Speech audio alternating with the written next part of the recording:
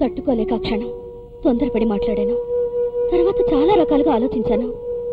ఇల్లాలిగా ఆలోచించాను, బాధ్యతతో ఆలోచించాను, మిమ్మల్ని ప్రేమించిన మనిషిగా ఆలోచించాను. కానీ మీరే పని చేశారంటే నమ్మలేకపోతున్నాను. ఎందుకు చేశారో నాకు అర్థం కావడం లేదు. ఏదైనా మనసుతో ఆలోచిస్తే నీ ప్రశ్నలకు సమాధానాలు దొరుకుతాయి కానీ మనిషిగా ఆలోచిస్తే ప్రశ్నలే మిగులుతాయి. అవన్నీ వదిలేయండి. నా మనసుకు నచ్చ చెప్పుకొచ్చాను. నా తృప్తి కోసం మీరు ఒకటి ఒప్పుకోండి. ఇదంతా నిజమని చెప్పండి. జరిగిందంతా నేను మర్చిపోతాను, మీరు మర్చిపోండి. దీనికి ఏం చేయాలో ఎలా చేయాలో ఇద్దరం ఆలోచిద్దాం. ఇందిరా, జరిగిన దాన్ని సరిదిద్దుకోవడానికి వచ్చావా, జరగని దాన్ని నా చేత ఒప్పించడానికి వచ్చావా?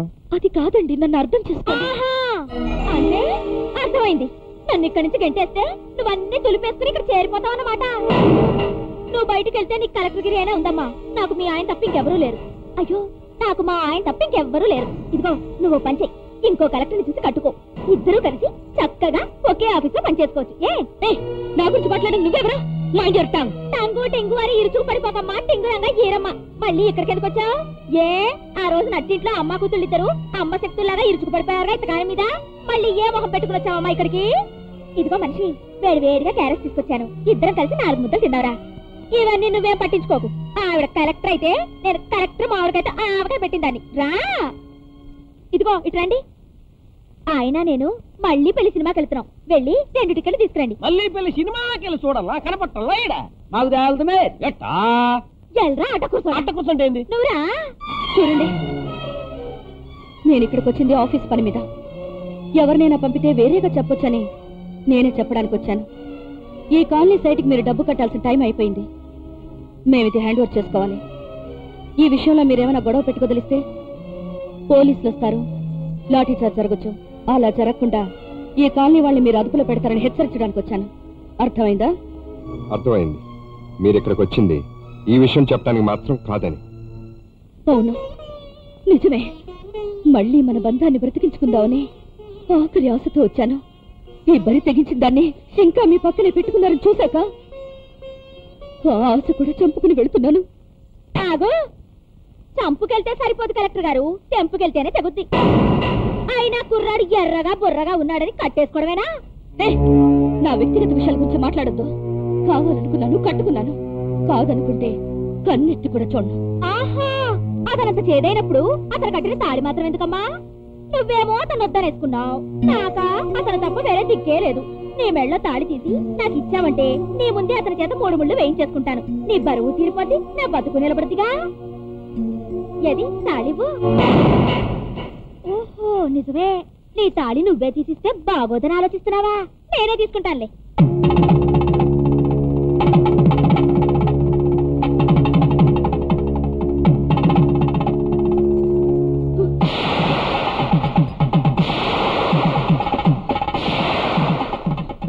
తీస్తాను, జాగ్రత్త.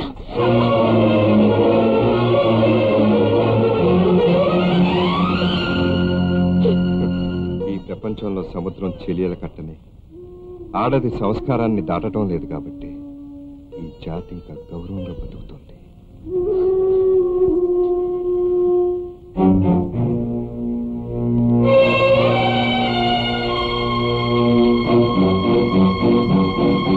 ఏంటమ్మా? ఏం చెప్తుందమ్మా? అంత ఎదురు తిరుగుతాను. తమ్ముజీ, కాస్త ఊరుకోండి. అమ్మా, ఏం జరిగిందో చెప్పకుండా ఈ రాతాంతం ఏంటి? ఏం జరిగిందా? అతనున్నాడే నీ మెకానిక్ మొగుడు. అతను నీకు విడాకులు ఇస్తున్నట్టు నోటీస్ పంపించాడు. అతనేమో తెలియక చేశాడు. మనము తొందరపడితే పోయేది మన పరువేగా. అంటే అతను విడాకులు ఇస్తే అంత చేతకానదా నా మేనగోళ్ళు? నా మేనగోళ్ళు విడాకులు ఇవ్వలేదా? అలా ఇచ్చినప్పుడే మన పరువు నిలబడుద్ది. ఎట్టి పరిస్థితుల్లోనూ వాడికంటే ముందు నా మేనగోళ్లే విడాకులు ఇవ్వాలి. ఇస్తుంది.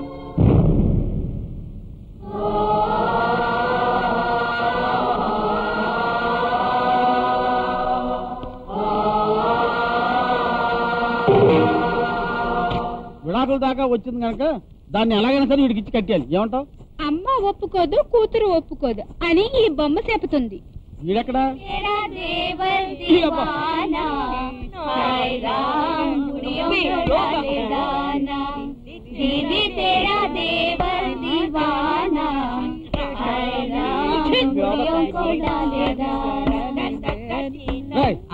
నిన్ను దానికి ముడియాలని చూస్తుంటే ఇక్కడ నువ్వు జడలు వేసుకుంటున్నావు. జడలు మగాడని ఎప్పుడు అనిపించుకుంటారా?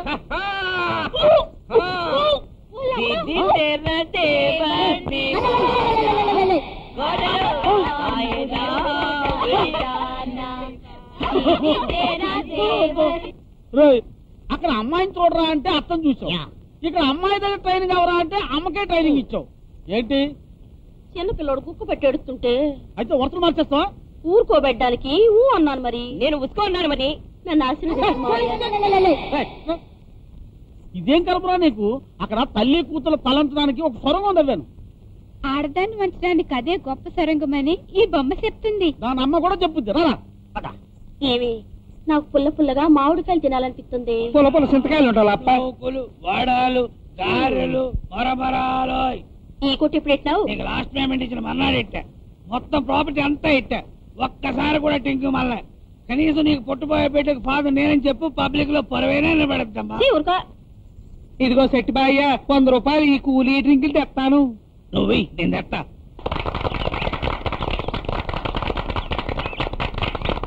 నమస్కారం. ఈ రోజు కలెక్టర్ గారు పార్టీకి వస్తారనుకోలేదు.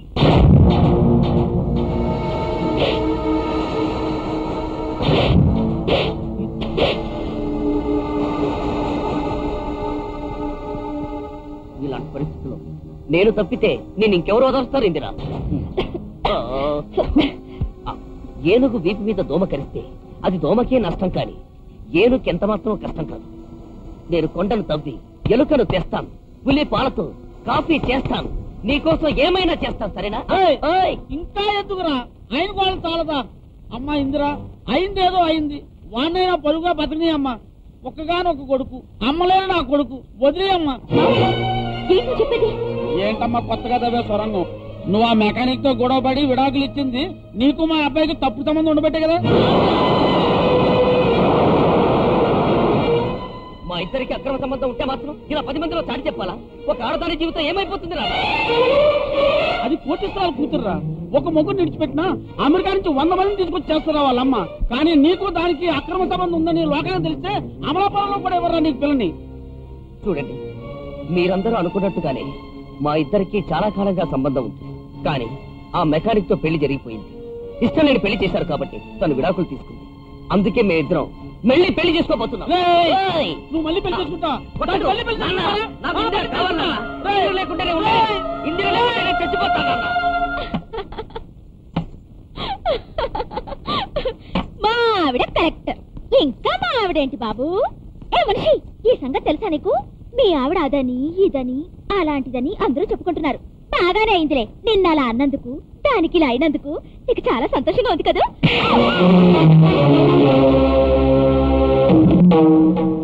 లోకమంతా కాదన్నా నా భార్య ఏమిటో నాకు తెలుసు. రాముడు దేవుడైన అగ్నిదేవుణ్ణి పిలిచి సీత పవిత్రతని లోకానికి చెప్పాడు. నా భార్య నిప్పు. అది నిరూపించడానికి నాకే అగ్ని అక్కర్లేదు, నా మనస్సాక్షి చాలు. ఎందుకమ్మా అందరూ నా జీవితం దాడుకుంటున్నారు, నాకు మనశ్శాంతి లేకుండా చేస్తున్నారు? ఎందుకు? ఊరుకో, కుక్కలు ఎన్ని మురిగితే ఏనుగు విలువ పోతుందా? ఇందిరా, ఎంతైనా కన్న తల్లిని నా దగ్గర దాచకుండా చెప్పమ్మా. నీకు ఆ బుజ్జిగాడికి ఇందులో ఏమైనా నిజమా? చూసావేంద్రా, మురిగే కుక్కల్లో మీ అమ్మ కూడా చేరిపోయింది. ఇది లోకం సొరంగం, తెలుసుకో. నోరుమీరా వెతవా, ఇంత చేసా కూడా నా ఇంట్లో అడుగు పెడతావరా? ఒరేయ్, నువ్వు తమ్మోజీ కాదురా, దగల్బాజీ. సొరంగం సగంలో తవ్వి ఆపితే బాగోదని మిగిలింది నీ ముందు తవ్వుదామని వచ్చాను. చూడక్కాజీ, మా ఖైదీ గాడికి మీ కలెక్టర్ నుంచి పెళ్లి చేసామనుకో, వాళ్ళ అకౌంట్ వాళ్ళు చూసుకుంటారు, నా అకౌంట్ నేను చూసుకుంటాను, నీకెంత అన్నం పెడతాను. ఇంతకంటే వేరే సొరంగం లేదక్కాజీ. ఏరా? లేదు. ఏరా? ఒరేయ్, వీళ్ళిద్దరిని ముక్కలు ముక్కలు చేసి పారేరా, నరికి పారే. ఏ కేసు వచ్చినా నేను చూసుకుంటాను. కానీ ఠాగూర్ రాజ్ బహదూర్ సింగ్ చడ్డా అభి కామ్ शुरू करता मार्च कम शाम चट రాత్రే సరి చేశాను. వీనేంటి నీ తల్లో జేజమ్మను కూడా కొంటాను. ఈ రోజు నుంచి ఈ ఆస్తి మొత్తం నాది. కత్తి పెట్టింది నాకు కాదు నీకు. కోర్టు వదలరా, బతికుంటే బర్మా జైలుకి వెళ్తాను. ఇంకా చచ్చినా నీ కడుపున పుట్టాండ్రో నా అమ్మ ముగ్గుడా. పేమెంట్ తీసుకుని ప్లేట్ మారుతారా? సెక్యూరిటీ, ఈ ఆస్తంతా విడిది కాదు, కాదు నీది కాదు, ఇదంతా నాది.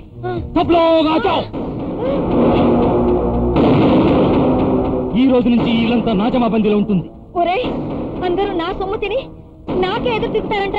కప్పేతు పాముహ, పామేతు గద్దహ, గద్దేతు తుపాకీ దెబ్బహ పట్టహ. ఒరే, నువ్వు నాకే శ్లోకం చెప్తున్నావురా? గొర్రె కసాయి వాణ్ణి నమ్మినట్టు మా నాన్న వీణ్ణి నమ్మాడు. వీడు మాట్లాడకుండా బొమ్మలా నిలుచున్నప్పుడే అనుకున్నారు ఏదో ఒక రోజు ఇలాంటి శ్లోకం చెప్తాడని. సెక్యూరిటీ, రణధీర్ సింగ్ చెడ్డా గారు, ఎన్నో రోజుల నుంచి ఆస్తి కోసం కాసుకొని కూర్చున్నాను. నేను వండుకున్న కూడు నువ్వు తినేదం న్యాయం కాదు. దేవుడు కూడా క్షమించడు. ఓ 50 కొట్టించు. కామోష్, జపాన్ కాడుతుంగా. నీ కొడుకుని దాన్ని పెళ్లి చేసుకోమను. దాని ఆస్తి అంతా వీడికి వస్తుంది. ఆ తర్వాత వాడిని ఆస్తి మొత్తం నాకు రాసివ్వమను.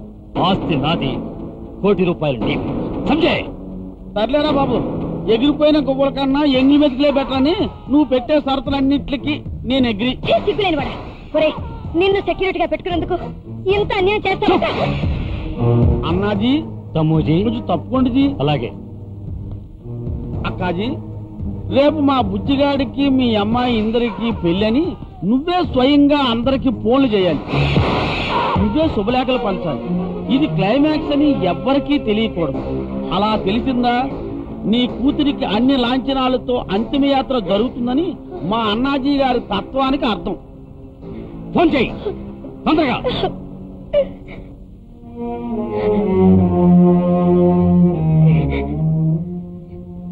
హలో, సుబ్బారావు గారండి, నేను పార్వతి మాట్లాడుతున్నాను. రేపు నా కూతురు ఇంద్రకిను నా తమ్ముడు కొడుకు బుజ్జిగాడికిను పెళ్ళండి. మీరు తప్పకుండా రావాలి. ఇదిగో మెకానిక్, నేను చెప్పేది వింటే నీ నిక్కు మొత్తం దిగిపోద్ది. మీ ఆవిడకి పెళ్ళంటగా? అవును, మీ అత్తగారు ఆవిడ మేనలుడికి చేస్తుందట, మీ కలెక్టర్ గారిని.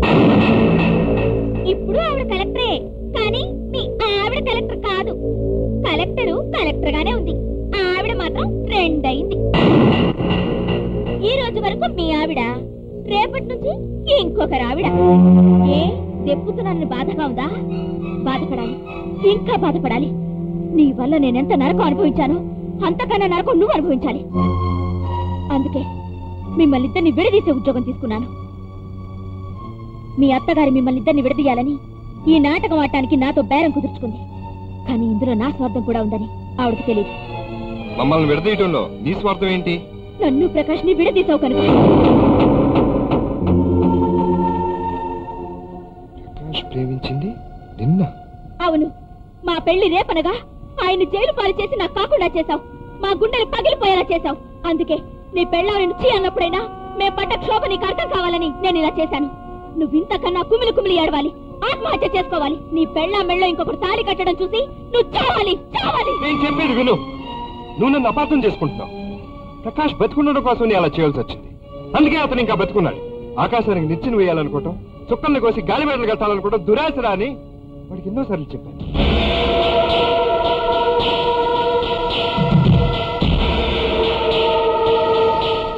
హలో ప్రకాష్, ఈ 20 లక్షల దొంగ నోట్లు 10 రోజుల్లో మార్చగలిగితే తర్వాత 5 లక్షలు సొంతానికి ఇస్తాం. మాకు 10% కమిషన్ ఇస్తే చాలు. తప్పకుండా మారుస్తాను సార్. త్వరలో ప్రెస్ పెట్టిన ఆశ్చర్యం లేదు. వస్తాను. వీడు 10 రోజుల్లో తప్పకుండా డబ్బు మారుస్తాడు.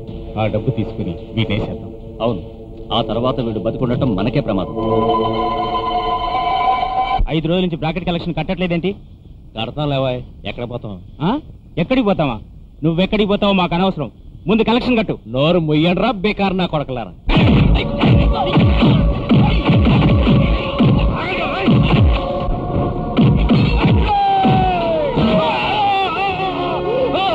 అతని గలాటా జరిగినప్పుడు నీ దగ్గరే ఉన్నానని చెప్తున్నాడు, నిజమేనా? లేదండి, ప్రకాష్కి ఇలాంటి గొడవలకు వెళ్ళటం అలవాటైపోయింది. నేను ఎన్నిసార్లు చెప్పినా అతను వినలేదు. ఆ రోజు ఆ గలాటాలో ప్రకాష్ కూడా ఉన్నాడు. పక్కనున్న ఇనపరాడితో ఒక తలబగలు కొట్టడం, నేను కళ్ళారా చూశాను. సాక్ష్యాధారాలు, ముఖ్యంగా ఇతని స్నేహితుడు రాజా చెప్పిన ప్రత్యక్ష సాక్ష్యాన్ని బట్టి ఇతను ఆ గలాటాలో ఉన్నాడని, ఉద్దేశపూర్వకంగానే ఒక వ్యక్తిని గాయపరిచాడని కోర్టు విశ్వసిస్తూ ఇతనికి 2 ఏళ్లు కఠిన కారాగార శిక్ష విధించడమైనది. ప్రకాశం చెడు మార్గం నుంచి మళ్లించడానికి, ఆ దుర్మార్గం నుండి అతని ప్రాణాలు కాపాడడానికి ఆ రోజు కోర్టులో అబద్ధం చెప్పాను. ఆ తర్వాత దొంగ నోట్లు మార్చే ముఠాని నేనే స్వయంగా పోలీసులకు పట్టించాను. ఆ రోజు నేను అలా చేసుండకపోతే వాళ్ళు వాడిని బతకనిచ్చేవాళ్ళు కాదు. అందుకే అలా చేశాను. ఈ రోజు ఇంద్ర ఈ ఇంట్లో లేనందుకు బాధపడటం కంటే నన్ను అపార్థం చేసుకుని ఒక ఆడది తన మీద తాను నిందేసుకున్నందుకు ఎక్కువ బాధపడుతున్నాను. రాజు, నన్ను క్షమించు, పొరపాటు పడ్డాను. ఇప్పుడే వెళ్ళి జరిగిందంతా ఇంద్రకి చెప్తాను. వద్దు. భార్యాభర్తల బంధం కలవాల్సింది మనసుల అర్థాలతో గాని మనుషుల మాటలతో కాదు.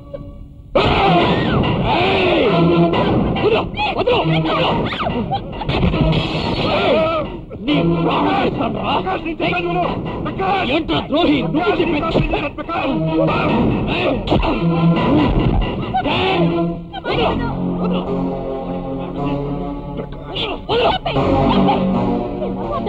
కాపురాన్ని కూర్చాను. నువ్వు అర్థం చేసుకోకుండా అతని జీవితాన్ని బలి తీసుకో. వీడు చేసింది బ్రతుకునడం కోసం.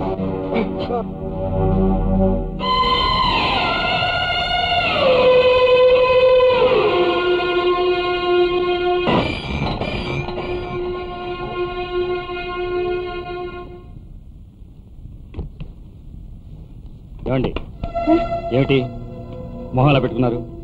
ఈ పెళ్లి మీరు సంతోషంగా జరిపిస్తున్నట్టుండాలి. జాగ్రత్త. నవ్వక్కజీ వీలేదు. ఇంత ఆదర్శంగా పెళ్లి చేసుకున్న వాళ్ళు విడిపోవడానికి వీలేదు. నేను వెళ్ళి ఇంద్రకి జరిగింది చెప్తాను.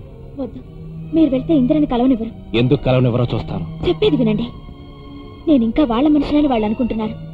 వాళ్ళ మనిషిగానే వెళ్ళి ఇంద్రని కలిసే అవకాశం నాకే ఉంది. నేను వెళ్తాను. మీరు రాజాని చూస్తూ ఉండండి. చూడండి, కథ ఎన్ని మరుపులు తిరిగినా శుభం కార్డు హీరోకే పడుతుంది, జైలు కార్డు విలన్స్ కే పడుతుంది. కాబట్టి కథ కొంచెం ఆర్డర్ మార్చి ముందుగానే మనం జైలుకి వెళ్ళిపోతే ఈ ఫైట్స్ గొడవలు ఉండవుగా.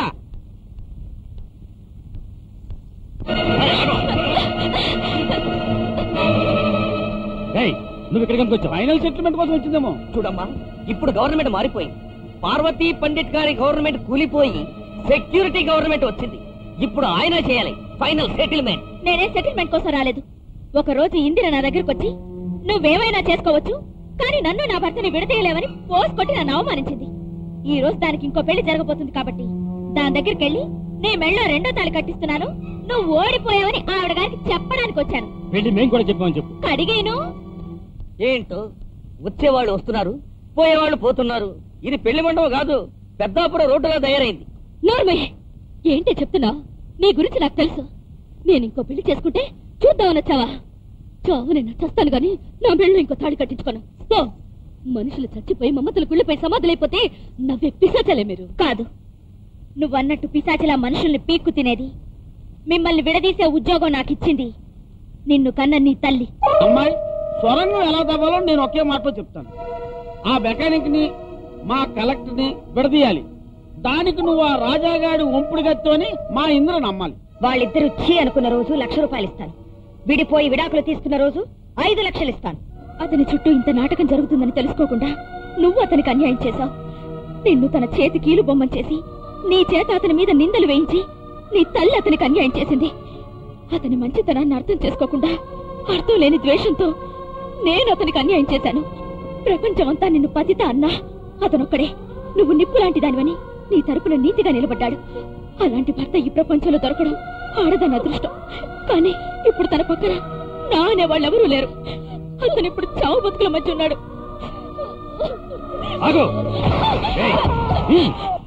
అన్నది దాన్ని తీసుకెళ్ళండి. చూడు, ఇక్కడ అన్ని మాయస ప్రకారం దొరుకుతాయి, నేస ప్రకారం కాదు.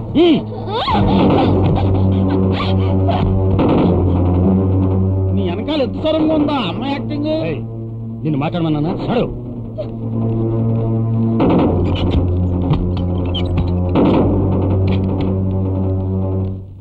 పెళ్లి కంటే బిల్డప్ ఎక్కువైందిరా బాబు. ఇది క్రైమ్ పిక్చరా, ఫ్యామిలీ పిక్చరా?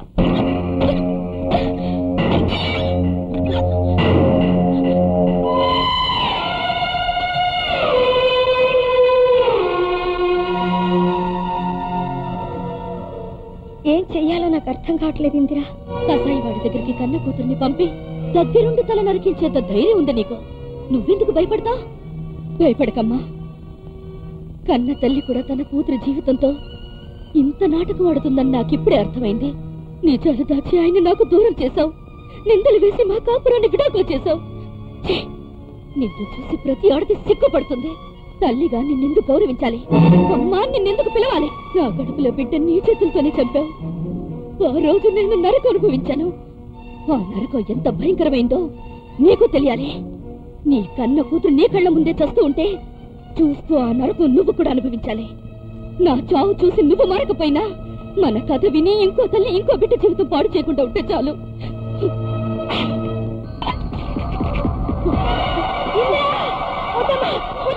అయ్యో వదలమ్మా, వద్దమ్మా నా తల్లి. అయ్యో ఎవరైనా రండి.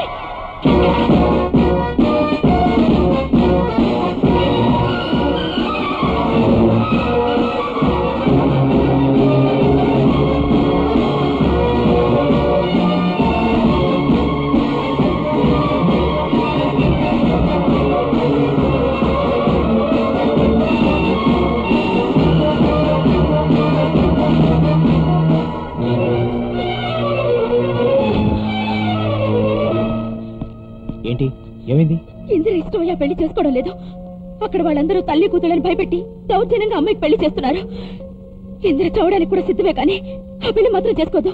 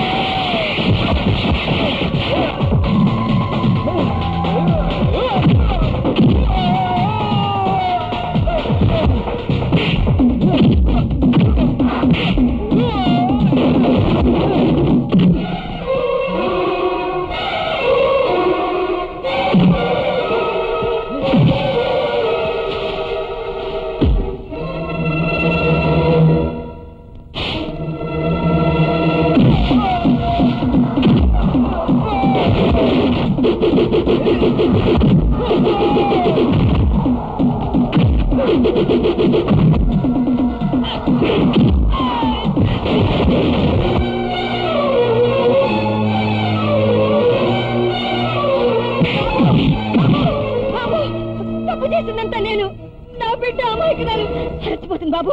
నీ కాళ్ళు పట్టుకుంటాను, దాన్ని కాపాడు. ఇంద్ర విషం తాగేసింది బాబు.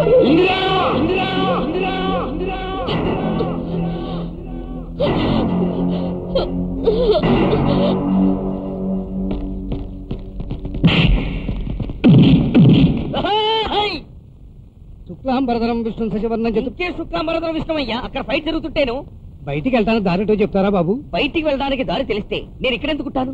అయినా ఏ పెళ్లికైనా వెళ్ళొచ్చు గానీ క్లైమాక్స్ పెళ్లికి వెళ్ళకూడదని మీకు తెలీదా? బాంబులుంటాయి, ఫైట్లుంటాయి.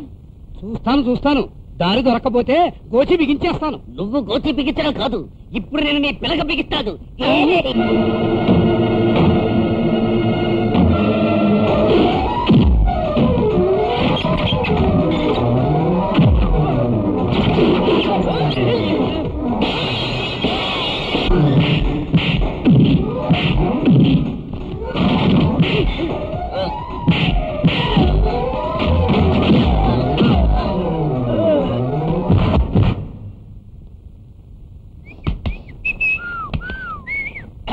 ఇక్కడ ఏం తప్ప జరుగుతోంది? క్లైమాక్స్ కదా, మాకు తెలుసు. ఎట్టా నువ్వేనా ఇక్కడ వెళ్ళను? అవును, నేనే మెయిన్ విలన్ని. పిలవండి పోలీసుల్ని, బంధించండి, చేతులు తీసుకెళ్ళండి జైలుకి. జైల్లో ఎడితే పారిపోదామనా? ఒరే, నేను టిక్కి చూసుకుంటా, నువ్వు బానెట్టేసుకురా. అయ్యో బాబు, నేను ఆటోలో బుడంకాయని, నన్ను వదిలిపెట్టండి. అదేంటది? అబ్బా, అయ్యో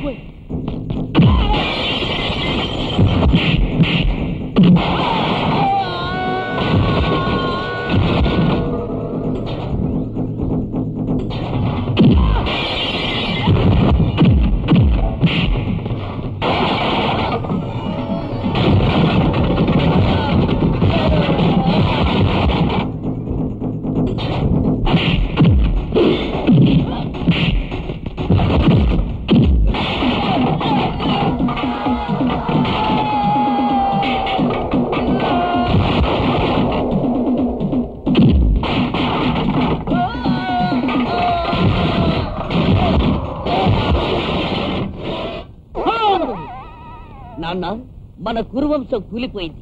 ఇక వీరస్వర్గం అలంకరిద్దామా? నిన్ను కన్నందుకు నాకు వచ్చిన స్వరంగం తగ్గుతావా? మిగిలిపోయిన వెండి కంచాలు చెంచాలు కొట్టేద్దామా? నీ ఇన్ఫ్లుయెన్స్ ఉపయోగించి జైల్లో మంచి రూమ్ ఇప్పించరా. బ్లాక్ లో ట్రై చేస్తా. నేను వస్తాను.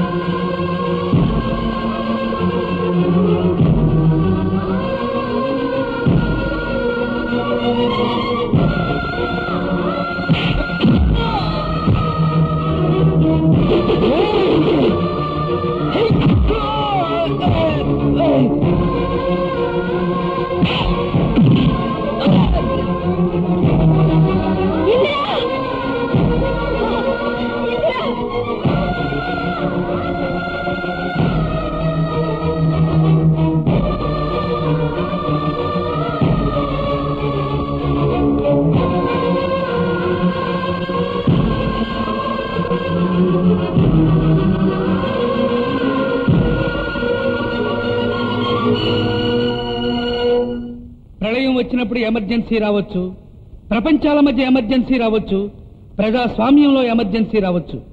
కానీ ప్రేమకు అర్థం చెప్పే భార్యాభర్తల మధ్య మాత్రం ఈ ఎమర్జెన్సీ ఎప్పుడూ రాకూడదు.